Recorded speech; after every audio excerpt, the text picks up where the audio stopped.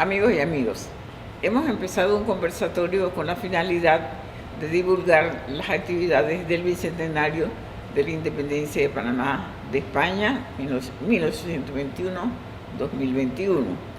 En este conversatorio hemos invitado a intelectuales, a personalidades del mundo cultural, artístico, con el fin de dar una información interesante sobre lo que se hace tanto en literatura como en la manera intelectual. Vamos a dejarlo a ustedes hoy, en el día de hoy, con unas grandes personalidades de las cuales ustedes van a entender muchas cosas importantes que ellas conocen. Y con ustedes le presentamos pues nuestro conversatorio de este día. ¿Qué tal? Bienvenidos a esta mesa redonda que hemos titulado Literatura Panameña del siglo XIX. Forma parte de las actividades que realiza el Gobierno Nacional a través de la Comisión del Bicentenario de la Independencia de Panamá del Imperio Español. Soy Consuelo Tomás y tengo el enorme honor de presentar a ustedes a dos grandes estrellas de nuestra literatura, quienes van a tener bajo su responsabilidad contarnos un poco cómo ha sido el santo y seña de la literatura que se escribió en este siglo, antes, durante o después de la independencia, en este siglo tan interesante que fue nuestro siglo XIX. Ellos son el doctor Luis Pulido Ritter y la doctora Margarita Vázquez. Luis Pulido, pues, es docente, es ensayista, poeta, comunicador. Ganó en 1997 y en 2017 el Premio Miró, Premio Nacional de Literatura Ricardo Miró, en la rama de ensayo. También es miembro correspondiente de la Academia Panameña de la Lengua. Él ha sido docente en sociología y filosofía, y todo esto mezclado con la literatura en la Universidad de Panamá y en las universidades en el extranjero, en Alemania sobre todo, ¿verdad? Bienvenido, Luis Pulido. Gracias, Consuelo. Es todo un gusto compartir contigo este conversatorio. Es todo un gusto. Y también con la profesora Margarita, ¿verdad? Con ella. Buenos días a todos. Desde Berlín. Buenos días. Y bueno, tenemos tardes, también buenas tardes, buenos días, buenas tardes, buenas noches, por donde estemos, porque nos están escuchando muchas personas en este momento. Y bueno, tenemos también a la profesora Margarita Vázquez Quirós. Ella ha sido por muchísimos años docente, catedrática en el Departamento de Español de la Universidad de Panamá, y también llegó a ser vicedecana encargada de la Facultad de Humanidades, tremenda responsabilidad. Ella es escritora, ha sido investigadora también y ha producido mucha obra relacionada con la literatura panameña de este y todos los siglos. Una de sus obras que más me gustan a mí es el Diccionario del Español que se habla en Panamá, el DEPA. Esta es una obra que todos ustedes deberían tener en sus bibliotecas. Y ojalá, Margarita, podamos conseguir fondos para actualizarlo por ahí en algún momento, porque la lengua es un tema dinámico, está constantemente renovando. Margarita ha sido también, es miembro de número de la Academia Panameña de la Lengua y correspondiente de la Academia de la Lengua de Cuba. En este momento ya ha sido directora de la Academia, secretaria directora, y en este momento es directora sustituta de la Academia Panameña de la Lengua. Bienvenida, Margarita. Perdonen que no libere sus ejecutorias completas, pero se nos llevaría toda la hora porque ustedes han sido gente que ha trabajado muchísimo y tienen muchas obras y mucha producción, pero se nos iría la hora y lo que queremos es que ustedes nos compartan sus conocimientos sobre este siglo maravilloso que fue el siglo XIX. Vamos a empezar un poquito, Luis, a ver si tú nos puedes contar porque todo escritor, escritora, vive en un contexto, ¿verdad? En un contexto histórico, sociológico, económico, en un momento dado de la historia.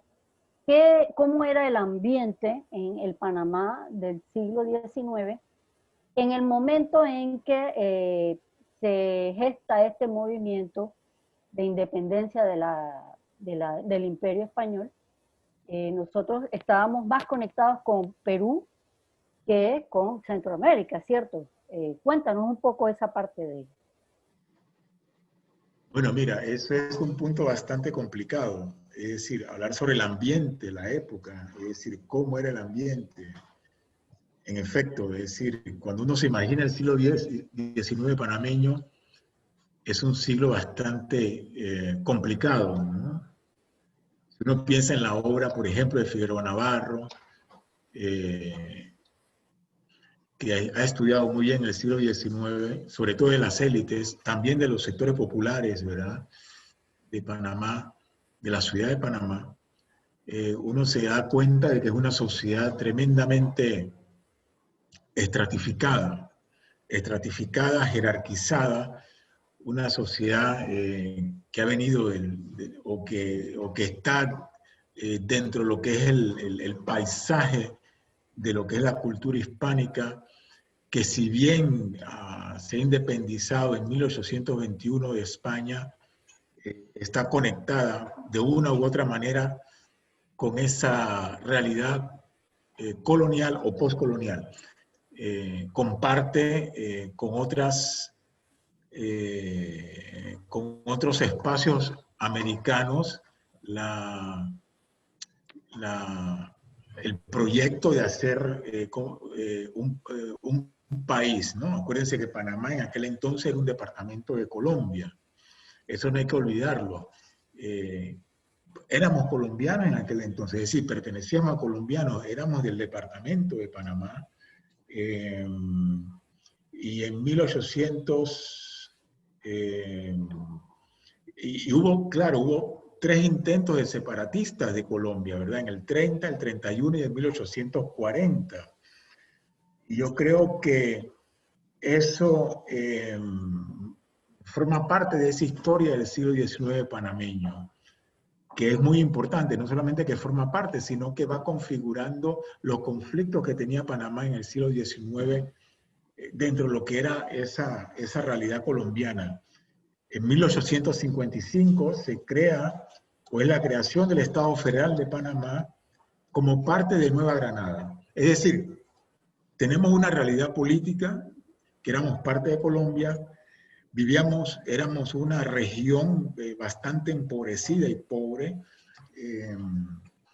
no había escuelas o universidades o instituciones científicas, nada de eso, y quizás lo más progresista de la época en términos de modernización fue el proyecto de la construcción del ferrocarril a mitad del siglo XIX, después el proyecto de la construcción del canal francés, que resultó un fracaso.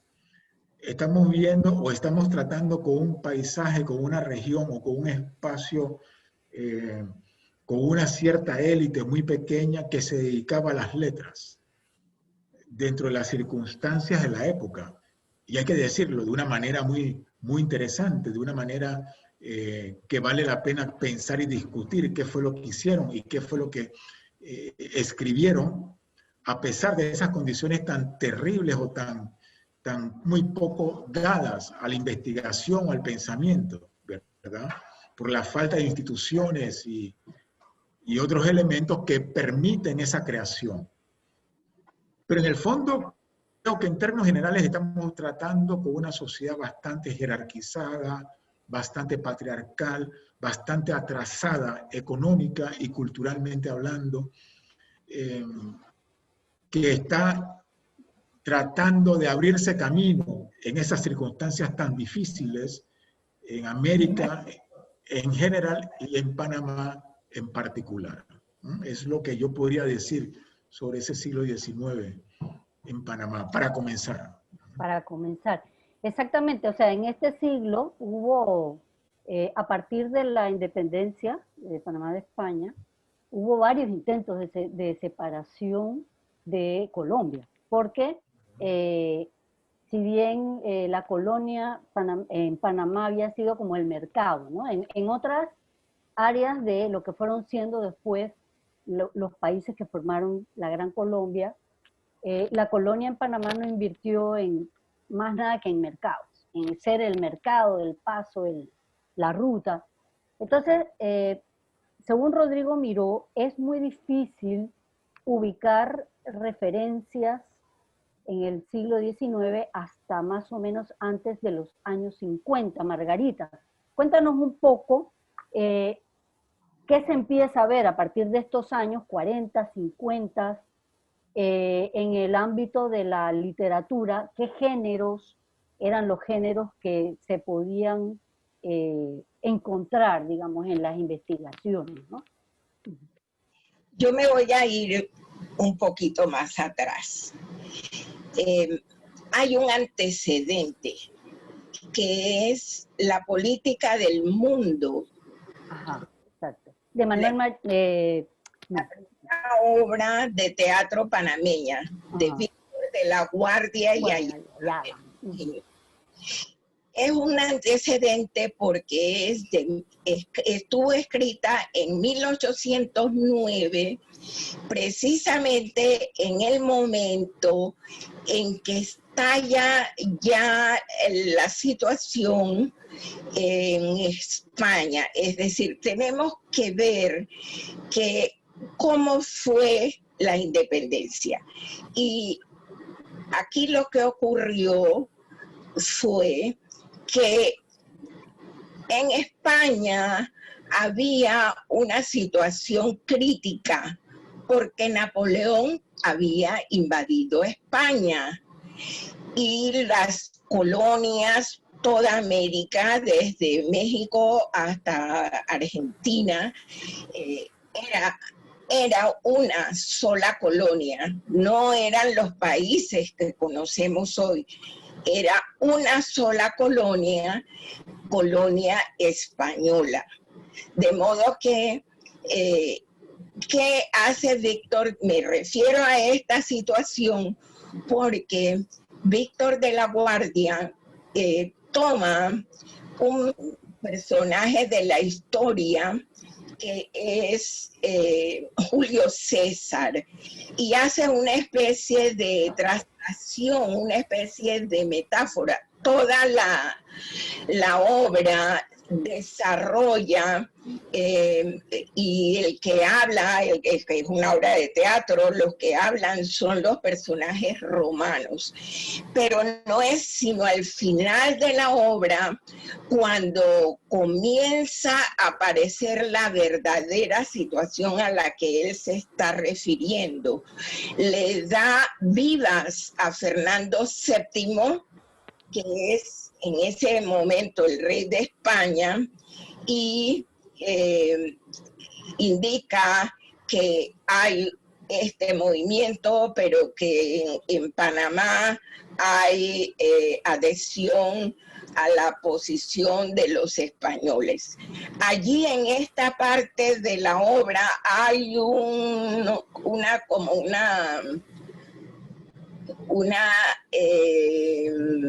sutileza, porque esta parte hay que estudiarla bien, porque él allí está sugiriendo que la cosa va más allá, porque los personajes comienzan a darle vivas a la libertad y le agradece a España haber ayudado a la independencia de los Estados Unidos, que había ocurrido en 1776. De modo que la obra está plenamente situada en las razones por las cuales ocurre todo este movimiento, que responde no solamente a una situación en Panamá, sino en toda América. en 1821 va a ocurrir también la independencia de Centroamérica, la de Perú, la de Panamá y algún otro país que no recuerdo. Pero el asunto es que tenemos que verlo como totalidad, porque la literatura en el periodo, durante este periodo se ve que se están refiriendo a los países americanos vecinos como parte de ellos, como Panamá es un dedo, una mano, un ojo, quién sabe qué, de la figura total que es América. De modo que por eso me quise referir primero como antecedente. Yo encuentro que este es un antecedente literario, pero cuando llegamos ya a 1821, nos vamos a encontrar con que se declara la independencia. ¿Cuáles son las razones? Las razones son múltiples. Son múltiples y por eso es por lo que ustedes ven que en Panamá tenemos, por ejemplo, el 28 de noviembre, que es la fecha que celebramos porque es la fecha de Panamá como pueblo, de la fecha de independencia de Panamá de España. Pero también tenemos el 10 de noviembre, que es de 1821 también. Y el 8 de noviembre en las tablas, que no, es decir, tanto el 10 como el 28 fueron localizadas las actas. Se declararon actas, pero en las tablas hubo un levantamiento, hubo una insurrección del pueblo, pero no hay actas, no han sido encontradas. ¿Qué es lo que hay? Tradición. La tradición es una parte importante de la historia también, es decir, lo que tienen nuestros pueblos en su memoria tiene que ser guardado, protegido. Las escuelas deberían convertirse en protectoras de esa tradición que cada pueblo guarde. Bien, y la situación esta que se da, por ejemplo, en España, en Panamá, en las tablas, se da porque hay una lucha entre los soldados, la soldadesca española, porque los soldados pululaban por nuestras tierras, los soldados españoles, y ellos eran los que tenían el mando. Y llegaban, por ejemplo, a un lugar y veían una vaca muy bonita y querían apropiársela. Entonces allí comienza el choque con los criollos, porque ya eran criollos los que estaban allí. De modo que todo este mundo en Panamá se va a manifestar de alguna manera en la literatura, va a ir apareciendo. Pero es que también me quiero referir a este hecho, que en la época esta que estamos hablando, 1821, siglo XIX, en 1800 en general aparece o surge una una forma de pensar, digo yo que es una forma de pensar que se manifiesta no solamente en la literatura, sino en las diversas artes, que es el romanticismo, pero que se manifiesta de manera diferente en la literatura española y en la literatura hispanoamericana en general, y en la panameña en particular. Se manifiesta. Quiero preguntarte ahí, Margarita, y perdona que te interrumpa porque ibas desarrollando, pero, o sea, ¿por qué no hablamos de literatura colombiana si estábamos anexados a Colombia? O sea, ¿qué es lo que hace panameña la literatura de Panamá?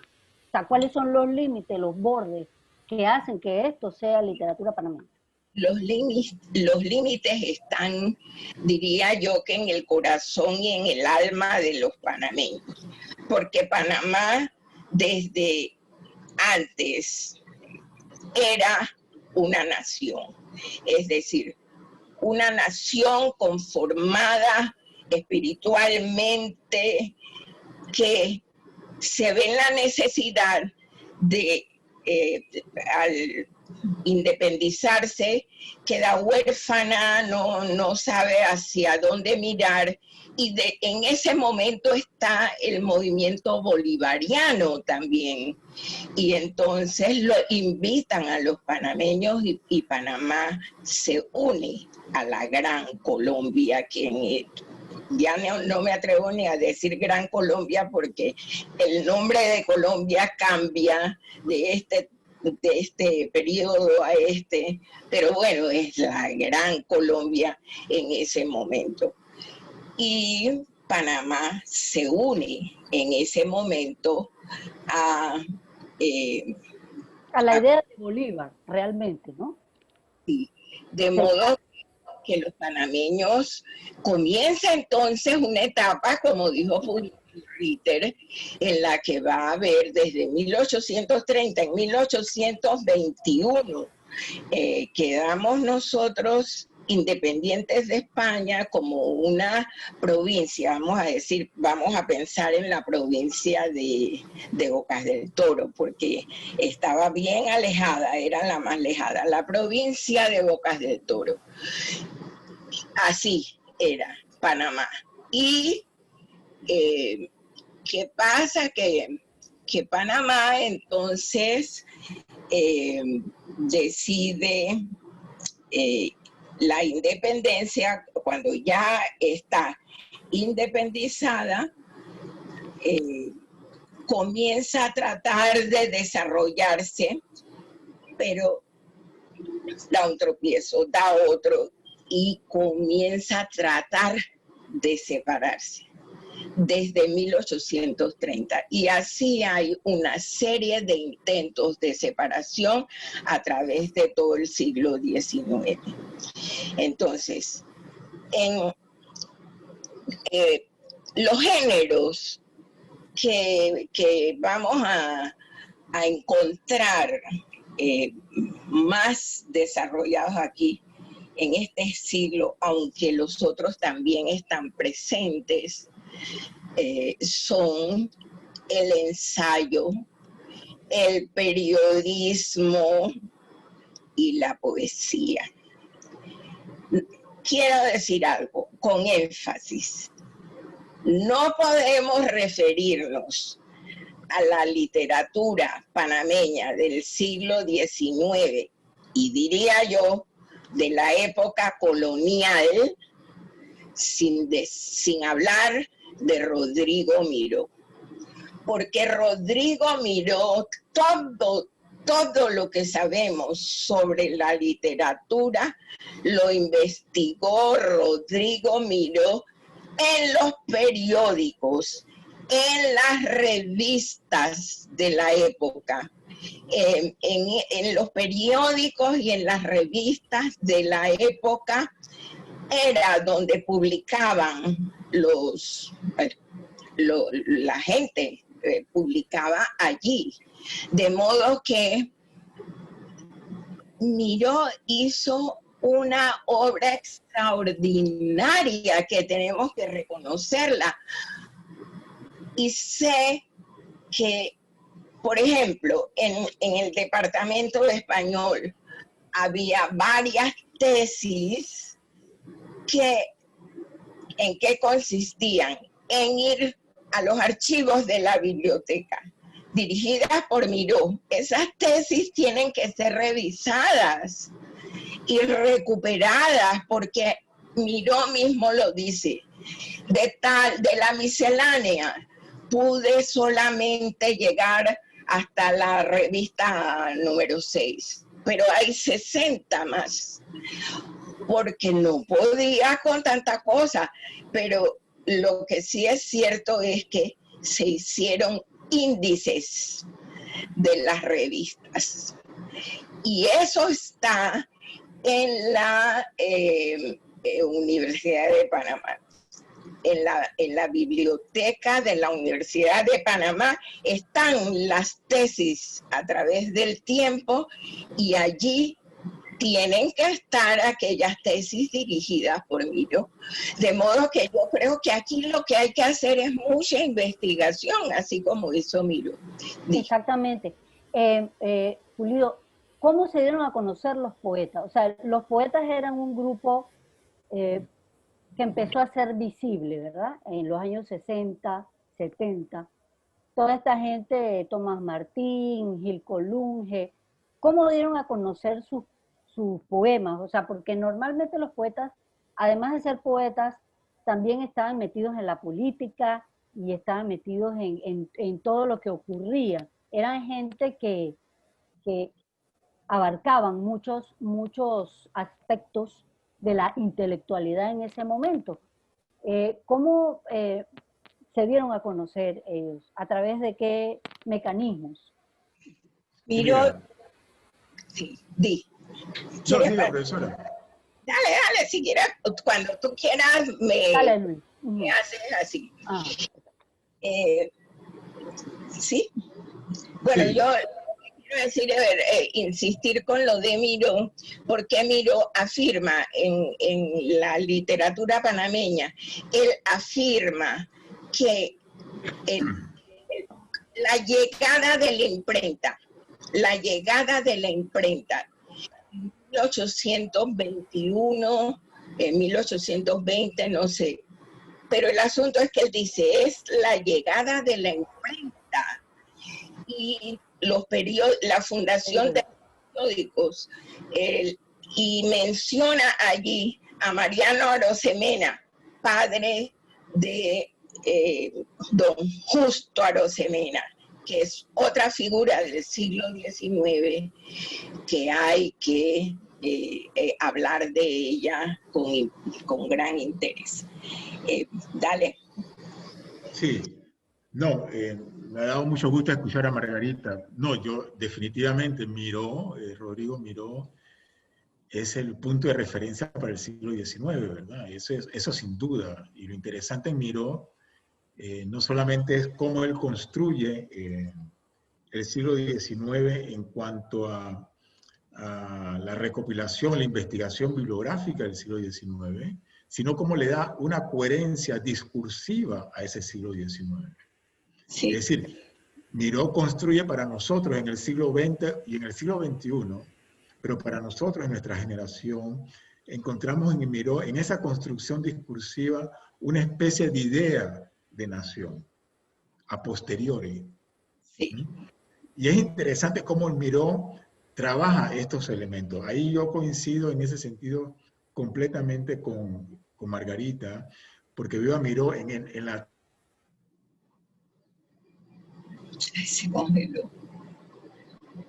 Se congelaste, transacción de esos dos elementos, ¿no? Del corpus, en esa construcción del corpus, y no solamente del corpus como tal, sino también de ese discurso sobre el corpus, ¿no? Ahí esos elementos son interesantes. Sí me gustaría decir, frente a la pregunta de Consuelo, de que, en efecto, el medio normal para que los poetas de aquella época hicieran conocer sus trabajos fue el periodismo. Fueron los pocos periódicos o los muchos periódicos que habían en la época.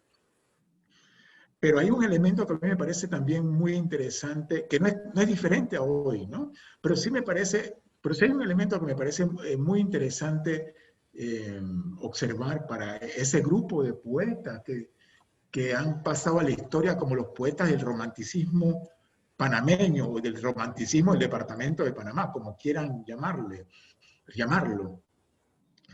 Y es que en ese grupo de poetas románticos solamente había una mujer, ¿no? Es decir, que era Amalia Denis de Icaza, ¿no? Es decir, solamente había una mujer. Ella fue a la escuela, una recién escuela fundada en el barrio de Santa Ana en 1836, una escuela de señoritas, que era lo poquito que había en aquella época. Por cierto, eso lo dice Rodrigo Miró. No lo digo yo, lo digo Rodrigo Miró. Lo que no dice Rodrigo Miró y lo que voy a decir yo es que la mayoría de esos poetas románticos que eran hombres, casi todos ejercieron cargos públicos, carreras burocráticas, ¿no? Tanto en Panamá como en Colombia. En cambio, Amelia Denis de Icaza era una mujer casada, de ama de casa, madre, y no ejerció, que yo sepa, ningún cargo público. Era una diferencia, diría yo, sustancial, muy importante, que no solamente diríamos que caracterizaría a Amelia Denis de Icaza, sino también a otro gran poeta o pequeño poeta, eso no viene al caso, a otro poeta del siglo XIX que no había ocupado o que no ocupó jamás en su vida en el siglo XIX un cargo público. Y estamos hablando de Federico Escobar. Federico Escobar, que era un negro, ¿verdad? Era un negro que tuvo una temática que algunos poetas románticos del siglo XIX, que yo sepa hasta hoy día, no he leído en ninguno de ellos, que era el problema de la raza, de la etnia. Federico Escobar lo tocó. Y Federico Escobar es un poeta de transición que está del romanticismo, diríamos, al modernismo, y hasta hoy día, y ese es algo que a mí me gustaría preguntar a la profesora Margarita, si ella sabe exactamente cuándo se publicó, por ejemplo, el poema Niebla, donde Federico Escobar escribe el siguiente verso. Negro nací, ¿verdad? También negro nací y el color de la piel no me desdora, ¿verdad? No tengo exactamente el año en que se escribió ese poema Niebla, no lo sé exactamente, pero era un tema que ya Federico Escobar, en una sociedad, diríamos, racista, jerarquizada, del siglo XIX, él tuvo la lucidez dentro de su universo poético de plantearlo.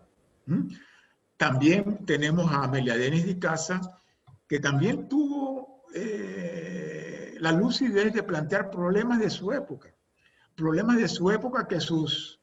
que los compañeros poetas románticos quizás lo tocaron, pero no de una manera tan crucial, tan a flor de piel como lo hizo Amelia Denis de Icaza, que fue el tema de la exclusión, que fue el tema de la especulación, que fue el tema de la desigualdad, del amor, aparte de los temas de familia, de hijos, de la vida cotidiana.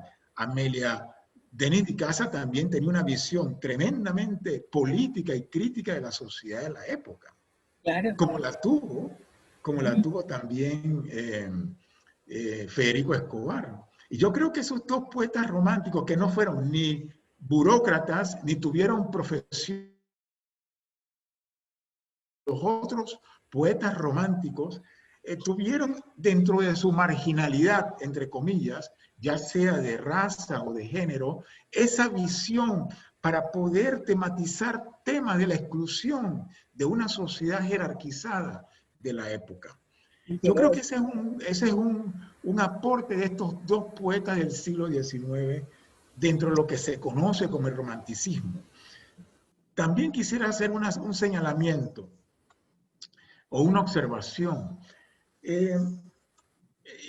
Con referencia a lo que dice la profesora Margarita, en efecto, los dos géneros literarios de la época es el ensayo y la poesía, ¿no?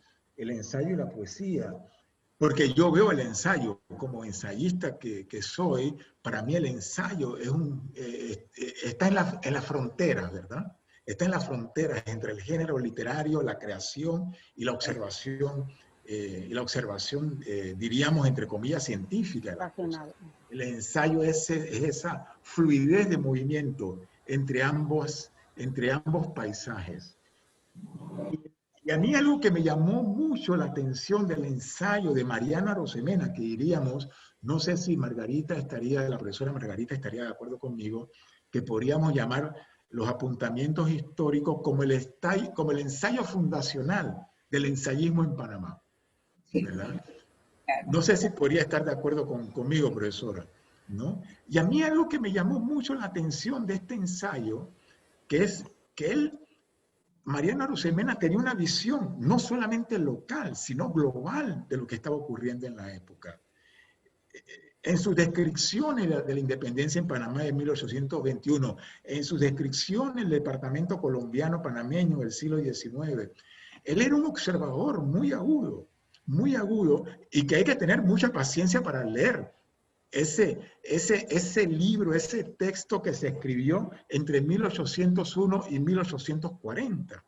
Y algo que me llamó mucho la atención de ese ensayo muy importante para Panamá fue esa observación sobre Haití.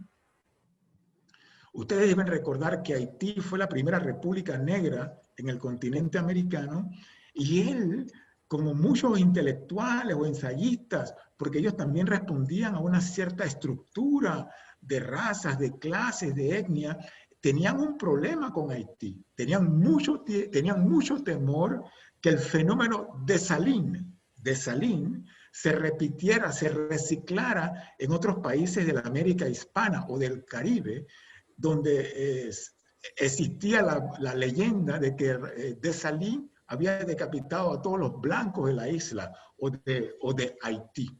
A mí este miedo, este temor, que él lo expresa Mariana Arosemena en sus apuntamientos, me resulta muy llamativo dentro de ese ensayo muy interesante como retrato de la época. Y en ese sentido, Consuelo, retomando nuevamente lo que dijo la profesora, ¿no? Es decir, de que Rodrigo Miró dice que quien dijo que la imprenta llegó a Panamá fue Mariano Arosemena en 1820. Y Rodrigo Miró discute un poco esa fecha, él la discute, porque Rodrigo Miró lo discutía todo, es decir, Rodrigo Miró lo discutía todo, es decir, la fecha, porque era un investigador, y esa es la tarea de los investigadores, discutirlo. Y con una prosa... solemos perdernos en la datación. Exactamente. Y yo debo decir que yo disfruto mucho la prosa de Rodrigo Miró, porque no solamente es que lo discute todo, sino que también tiene observaciones a veces agudas, atrevidas, observaciones que cuando uno las lee, uno también les da ganas de reírse también, porque tiene una prosa muy vivaz, y yo creo que eso es lo que hace un buen ensayista, esa prosa muy vivaz, que no niega la investigación. Y volviendo a esa pregunta, en efecto, los poetas lo que tienen para hacerse conocer dentro de los límites muy reducidos de la época, dentro de los medios muy reducidos de la época, era la prensa escrita de la época, ¿no? Era una prensa escrita. Está el Céfiro, la Floresta. El Panameño. Hay varias publicaciones, ¿verdad? Está la Estrella de Panamá, por ejemplo, ¿verdad? Hay varias publicaciones donde ellos dan a conocer sus poemas. El asunto es qué tan letrado era el panameño en aquel entonces. Eso seguramente se quedaba dentro de la élite de la época, entre los pocos que sabían leer. ¿no? Se quedaban esos poemas, ¿no? Y esa es una pregunta, o una observación. Pero los medios que tenían dentro de los límites de la época eran esos, Quiero ¿verdad? decir, Los periódicos que había, ¿no? Amelia Denis de Casa, tiene su libro Hojas Secas. Correcto. En este libro, en uno de sus poemas, ella se queja precisamente de la poca posibilidad que tuvo para aprender, para profundizar los pocos conocimientos que adquirió. Difícilmente los adquirió a través del tiempo. Pero yo quiero retomar a Amelia Denis antes de continuar con el siglo, porque es un siglo.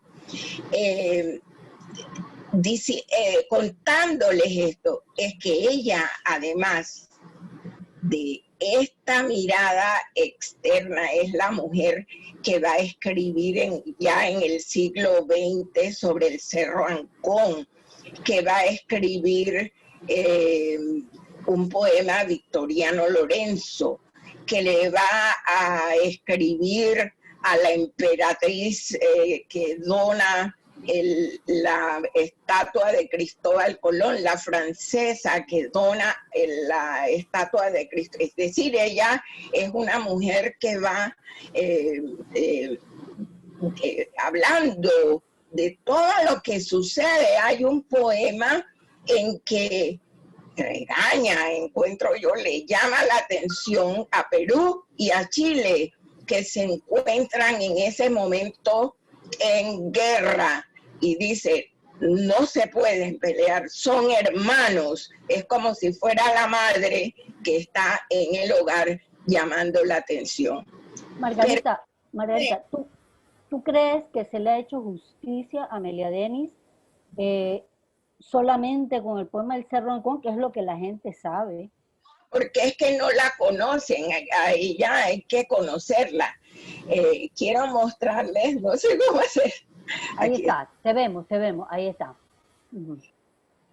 Este libro fue publicado en Colombia hace 2 años, creo, más o menos, y lo que presenta... En 1980, creo yo. Un poema solamente. El poema se llama Mi noche de bodas, y es un poema erótico. Amelia Denis le escribe a su amiga, que entre las dos eran jovencitas porque su primer matrimonio, y ellas conversan, 2 niñas que conversan, bueno, cuando te cases, mira que estás con tu novio, ya te vas a casar, pero cuando te cases quiero que me des punto por punto cómo es la noche de bodas, porque eso es un misterio para las niñas que van ciegas al mar, que iban, porque en esta época ya no es así. Pero el asunto es que ella escribe este largo poema en el que presenta punto por punto su noche de bodas. Y el libro, quien recogió la carta esta, porque es una carta de una joven esposa a su amiga Leonor, es el doctor Cacua Prada, que es académico de la Academia Colombiana de la Lengua, Cacua Prada. De modo que yo creo que sí, que a Amelia Denis hay que agarrarla y estudiarla en serio. Yo sí creo que, y en eso coincido con Margarita, con la profesora, de que Amelia Denis y Casa no le hemos dado el lugar que se merece, es decir, y más ahora.